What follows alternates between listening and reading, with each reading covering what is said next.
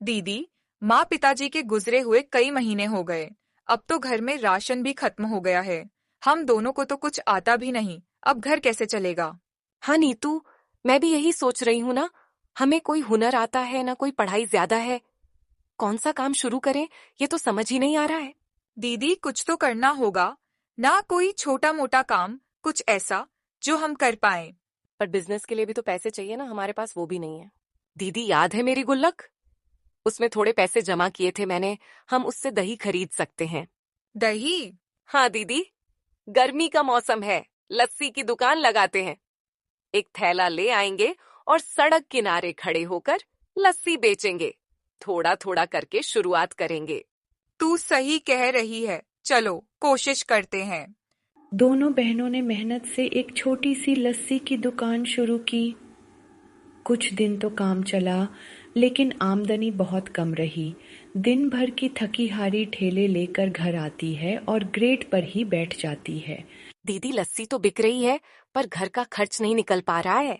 मैं भी समझ रही हूँ, पर क्या करें। उसी वक्त उनके चाचा विनो और चाची शोभा वहां आ जाते हैं। अंजलि, तुम बड़ी हो, समझदार हो, फिर ये क्या कर रही हो? सड़क किनारे ठेले पर लस्सी बेच रही हो? क्यों अंजलि, क्यों तुम दोनों हमारी नाक कटवाने पर तुली हुई हो? बेटी होकर इस तरह सबके सामने खड़ी हो, शर्म नहीं आती? घर में बैठने की जगह है तुम्हारी, न कि इस तरह सड़कों पर मेरी इज्जत का तमाशा बनाने की। लोग क्या कहेंगे कि विनोद की भतीजियां ठेला चलाती हैं। इतनी भी क्या मजबूरी है कि खानदान की इज्जत मिट्टी में मिलाने लगी हो? कहाँ की इज्जत रह गई है अब हमारी? सब मोहल्ला बातें कर रहा है, शर्म नहीं आई?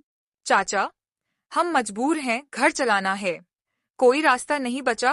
अगर हम मेहनत से कुछ कमा रही हैं, तो इसमें शर्म की क्या बात है? हम नहीं देख सकते तुम दोनों को यूं बाजार में बैठे हुए। आज यहीं खत्म कर देते हैं ये तमाशा। विनोद दुकान की बाल्टी और थैला उठाकर जमीन पर फेंक देते हैं। लस्सी बह जाती है। अब ये दुकान नहीं लगेगी, और घर, अब वो भी हमारा होगा। तुम दोनों उस घर में नहीं रहोगी। घर? आप ऐसा कैसे कर सकते हैं? वो मेरे माँ पिताजी की आखिरी निशानी है। मैं उस पर आप दोनों को कब्जा नहीं करने दूंगी। अब बहुत हो गया। ये घर अब हमारा है और तुम दोनों निकालो यहां से। कब तक यूं मुफ्त में रहोगी? मेरे सब्र का इम्तिहान मत लो। नहीं चाचा, ये घर हमारा है, मेरे माँ पापा की आखिरी निशानी है। आप कैसे कह सकते हैं कि ये आपका है? आपका कोई हक नहीं बनता। हम मुखिया जी के पास जाएंगे। जिसके पास जाना है जालो, मेरा कोई कुछ नहीं बिगाड़ सकता। गांव का कानून भी मेरा कुछ नहीं कर सकता, समझी तुम? चाचा, ये जो घर है ना, मेरे पिताजी की खून पसीने की कमाई है। आप जबरदस्ती इसे नहीं छीन सकते। बहुत सह लिया हमने, अब नहीं। बहुत हो गया ये नाटक। चलो भागो यहां से, नहीं तो जबरन निकलवा दूंगा। मैं भी मुखिया जी के पास जाती हूँ। चलो दीदी। फिर दोनों बहन मुखिया के पास चली जाती है। सुनिए जी, अगर मुखिया उनका पक्ष ले लिया तो फिर तो हमें घर छोड़ना पड़ेगा।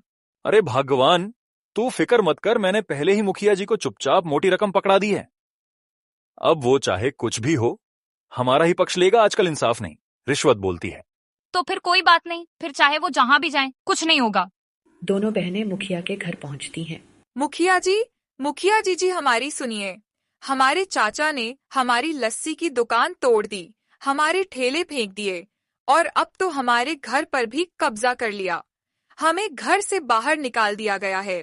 ठीक है बेटा, आप चिंता मत करो। हम आज ही पंचायत बुलाते हैं और फैसला करते हैं। फिर मुखिया, नीतू और अंजलि तीनों पंचायत जाते हैं और कुछ ही देर में गांव के लोग भी वहां आ जाते हैं।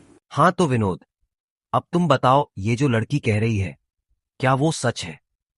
क्या तुमने वाकई इसकी लस्सी की दुकान तोड़ दी? और क्या सच में तुमने इनके घर पर जबरन कब्जा कर लिया है?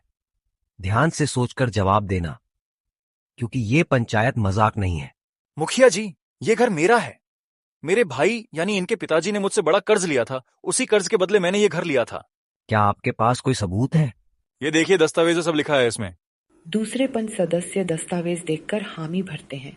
हाँ, दस्तावेज तो ठीक लग रहे हैं। लगता है विनोद सच बोल रहे हैं। ठीक है, पंचायत ने सब कुछ देख परख लिया है। दस्तावेज साफ कहते हैं कि इस घर पर अब विनोद का अधिकार है।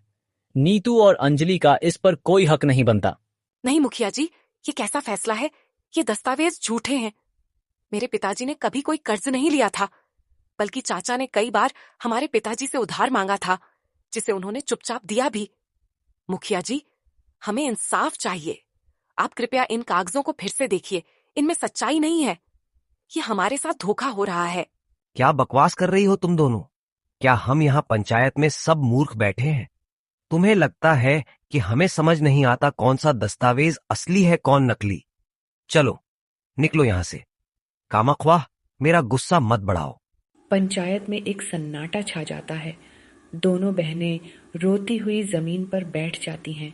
तभी बुजुर्ग एक दूसरे से फुसफुसाते हैं। ये तो अब साफ दिख रहा है सरपंच ने जरूर रिश्वत ली है, नहीं तो इतनी सीधी सादी मासूम लड़कियों को यूं बेघर थोड़े ही किया जाता। इंसाफ की जगह अगर पैसों ने ले ली है तो फिर इस गांव का क्या होगा? फिर गांव वाले धीरे धीरे उन दोनों बहनों की तरफ मुड़ते हैं। हाँ, बिल्कुल सही कह रहे हो भाई। इतनी भोली बच्चियों पर इतना बड़ा अन्याय, और वो भी हमारे गांव में, सबकी आंखों के सामने। क्या अब हम सच में इतने बेबस हो गए हैं? बेटा, हिम्मत मत हारना। सब दिन एक जैसे नहीं रहते। सच्चाई चाहे जितनी दबे, एक दिन सामने जरूर आती है। आज हम कुछ नहीं कर पाए, इसका अफसोस रहेगा, पर तुम दोनों अकेली नहीं हो। फिर सभी गांव वाले भारी मन से धीरे धीरे वहां से चले जाते हैं। अंजलि और नीतू वहीं अकेली खड़ी रह जाती हैं। नीतू, देखा ना, सच की कोई कीमत नहीं रही। सब बिक चुके हैं। इंसाफ अब सिर्फ अमीरों के लिए रह गया है। हमने कुछ नहीं छीनना चाहा, बस अपने हक की लड़ाई लड़ी थी। पर इस दुनिया में हक मांगने पर भी सजा मिलती है। नीतू, अब हम कहाँ जाएंगे? घर छिन गया, ठेला भी टूट गया, और पेट में भूख की आग लगी है। दीदी, भगवान ने साथ छोड़ा नहीं है, बस शायद हमारी परीक्षा ले रहा है। चलो, कहीं तो कोई रास्ता होगा। चलते चलते वो दोनों घने जंगलों के बीच चली जाती है। नीतू की चाल लड़खड़ाती है और वो बैठ जाती है। दीदी, अब नहीं चला जाता, बहुत भूख लगी है। कब से पैदल चल रहे हैं ना, मंजिल का पता न रास्ते का। हम इस तरह और कब तक भटकते रहेंगे? नीतू, मैं जानती हूँ बहुत मुश्किल है, पर रुक नहीं सकते। चलो थोड़ी दूर और चलते हैं, शायद कहीं कोई फल या कुछ मिल जाए खाने को। मैं तोड़ लूंगी, तेरे लिए लाऊंगी, बस थोड़ा और हिम्मत कर। नीतू कुछ कदम और चलती है। तभी उसका पैर एक पत्थर से टकराता है और वह जमीन पर गिर पड़ती है। घुटनों में चोट लग जाती है। ओह दीदी, ये पत्थर भी जैसे हमारा मजाक उड़ा रहे हैं। वह गुस्से से उस पत्थर को उठाकर जोर से फेंकना चाहती है। हमसे हमारा घर छीन लिया, खाना छीन लिया, अब रास्ता भी हमसे दुश्मनी कर रहा है। क्या भगवान भी अंधा है? क्या हमारी किस्मत में बस रोना ही लिखा है? अंजलि जल्दी से उसके पास आती है, उसका हाथ पकड़ती है, घुटने की धूल साफ करती है। नीतू, मत रो। देख, हम दोनों साथ हैं। जब तक तू मेरे साथ है, मैं हार नहीं मानूंगी। बस एक और बार खड़े हो। जैसे ही नीतू वो पत्थर को फेंकने की कोशिश करती है, तभी पत्थर से धुआं निकलता है और तेज गड़गड़ाहट के साथ एक डरावना दानव प्रकट होता है। उसकी आंखें आग जैसी जल रही होती हैं। दोनों बहनें डर से कांपने लगती हैं। डरो मत, मैं तुम्हारा दुश्मन नहीं, लेकिन तुम्हारी किस्मत बदल सकता हूँ।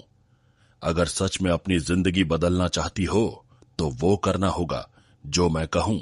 दीदी, ये कौन है? हमें यहाँ से भागना चाहिए। नहीं तो ये हमें जान से मार देगा। नहीं सुनते, शायद कोई रास्ता निकले। तुम्हारे चाचा चाची ने तुम्हारे साथ बड़ा अन्याय किया है।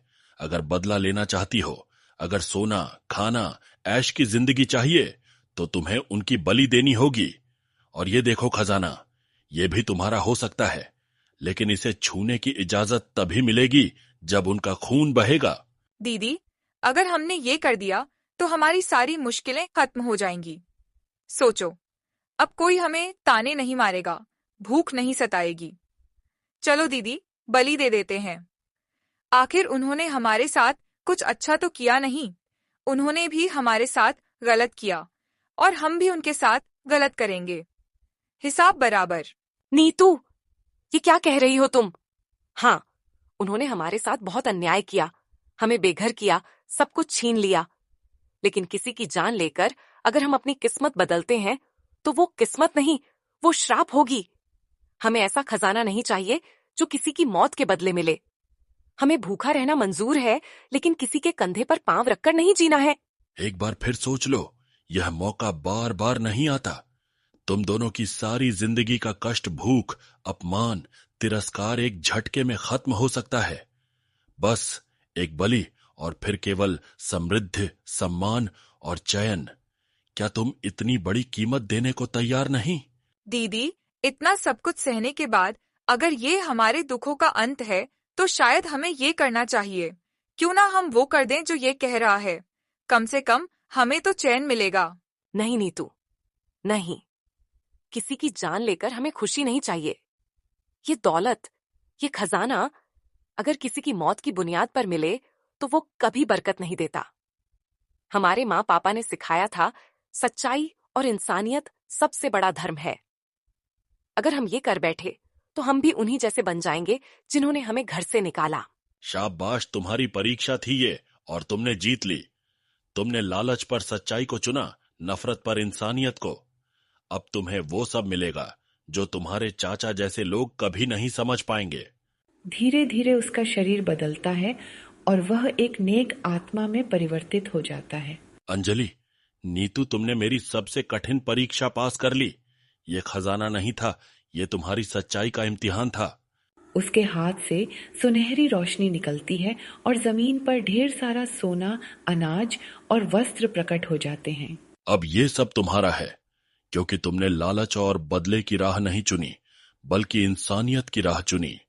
यही असली दौलत है, और जो तुम्हारे साथ बुरा किया है उसे अपनी किए की सजा भी मिल जाएगी। अब जाओ, ये सब तुम्हारा है। इतना कहकर वो आत्मा वहां से गायब हो जाता है। दीदी, आपने बिल्कुल सही कहा था। गलत राह पर चलकर कभी भी सच्चा सुख नहीं मिलता, सिर्फ पछतावा ही हाथ आता है। हमने सच को चुना और देखो, ईश्वर ने हमें कभी अकेला नहीं छोड़ा। हाँ दीदी, अब हम किसी के आगे हाथ नहीं फैलाएंगे। अब हम खुद अपने भाग्य की रचयिता बनेंगी। ये सिर्फ खजाना नहीं, ये हमारी सच्चाई की जीत है। दोनों बहनें उस खजाने को लेकर गांव लौटती हैं। उनके पीछे बैलगाड़ी में ढका हुआ खजाना था। अरे वो देखो अंजलि और नीतू, ये तो सोने जैसे चमक रही हैं। क्या कोई सपना देख रहा हूं? जिन लड़कियों को हमने भूखा देखा, आज वही बेटियां राजाओं जैसी लग रही हैं। भगवान सच में न्याय करता है। देखते ही देखते कुछ ही दिनों में गांव से सबसे धनवान बन जाती है। तभी विनोद और शोभा घबराए हुए पास आते हैं। बेटी, हमें माफ कर दो, हमसे बहुत बड़ा पाप हो गया। हम लालच में अंधे हो गए थे। अब समझ आया कि सच्चा खून क्या होता है। हमारे पास कुछ नहीं बचा, हम भूखे हैं, दर दर भटक रहे हैं। अब तो बस तुम ही हमारी उम्मीद हो। चाचा, चाची, जो आपने हमारे साथ किया वो भूलने लायक नहीं। आपने हमें लज्जित किया, घर से निकाला, सड़कों पर धकेला, हमारी मेहनत को पैरों से कुचला। हमने आपको माफ किया क्योंकि हमारे संस्कार हमें यही सिखाते हैं। लेकिन अब आप हमारे जीवन का हिस्सा नहीं है। हमारा खून रिश्ता था, पर अब विश्वास का कोई रिश्ता नहीं बचा। बेटी, कम से कम छती दे दो।